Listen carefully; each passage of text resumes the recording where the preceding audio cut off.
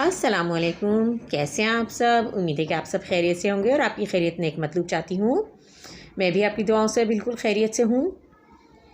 आज हम मज़मून पढ़ेंगे, तो चलिए आइए शुरू करते हैं। मज़मून का नाम है फ़र्ज़ शनासी या महज़ आरज़ुओं से कौमों की तकदीरें नहीं बदलती। तो चलिए आइए स्टार्ट करते हैं।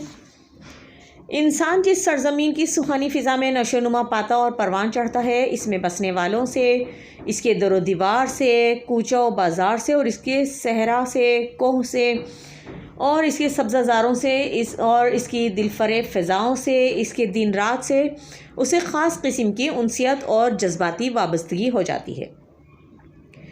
इस वाबस्तगी और ताल्लुक़ का नाम जो है वो उर्फ़ आम में हुब्बुल वतनी है। इसके इस्तेहकाम और इसको तरक्की देने के लिए जिद्दोजहद का नाम फ़र्ज़ शनासी है। फ़र्ज़ शनासी का तकाज़ा ये है कि वो लोग जिन्हें अल्लाह ताला ने इल्म की दौलत से माला माल कर रखा है, वो मुल्क के गोशे गोशे में इल्म की रोशनी फैलाएँ। वो लोग जो मुआशी तौर पर खुशहाल हैं, वो अपनी दौलत से अंदरून मुल्क और बैरून मुल्क मुफीद सनती इदारे कायम करें और बेरोज़गारों को ताकि रोज़गार मिले और मुल्क का नादार तबका जो है वो अपनी रोज़मर्रा की ज़रूरियात से बेफ़िक्र हो सके। असातिज़ाए कराम तालीमी इदारों में नौनहालाने मिल्लत की तालीम व तरबियत का फ़रीज़ा अदा करते हुए इस बात को जहन में रखें कि ज़हनी तरबियत के साथ साथ तुलबा के किरदार की तामीर भी इनके फ़राइज़ में शामिल है। गवर्नमेंट के ख़जाने से तनख्वाह पाने वाले और सरकारी अफसरान और मुलाजिम दफ्तरी औक़ात की पाबंदी करें और अपने फ़राइज़ मनसबी की अदायगी में किसी किस्म की भी कोताही ना करें ताकि कारोबारी ज़िंदगी में तातुल पैदा ना हो। अलगर्ज़ हर शख्स अपने अपने दायरे अमल में फ़र्ज़ शनासी के इसी जज्बे से सरशार होकर मुल्क व मिल्लत की बेहतरी के लिए काम करे।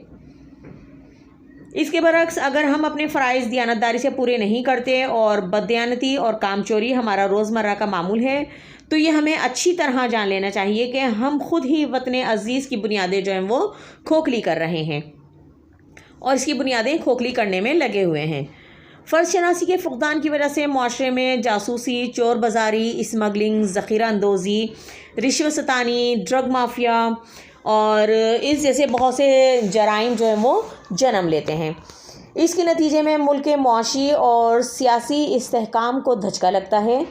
हत्ता कि एक वक्त ऐसा भी आता है कि जब आज़ादी ख़तरे में पड़ जाती है और जब आज़ादी ख़तरे में पड़ जाती है तो सही मायनों में मुहिब वतन वो शख्स है जिसमें फ़र्ज़ शनासी, दियानतदारी और हमदर्दी और इसार के जौहर जो हैं वो मौजूद हैं। जब फ़र्ज़ शनासी का जज्बा कमज़ोर पड़ जाए तो इलाक़ाई असबिया के जरासीम जो हैं वो हमलावर हो जाते हैं। इलाक़ाई असबिया से मुराद ये है कि लोग जो हैं वो सिर्फ़ अपने इलाक़ों की ही भलाई चाहते हैं और बाकी मुल्क से वो बेगाने हो जाते हैं।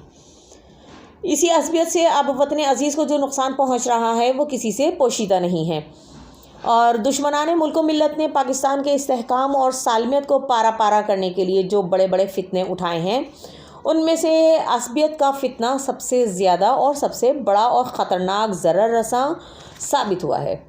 इसी फितने ने आहिस्ता आहिस्ता हमारे मुल्क की नज़रियाती बुनियादों को खोखला करके रख दिया है। फ़र्ज़ शनासी के जज्बे को खैरबाद कहकर हम सब मादर पिदर आज़ाद हो गए हैं।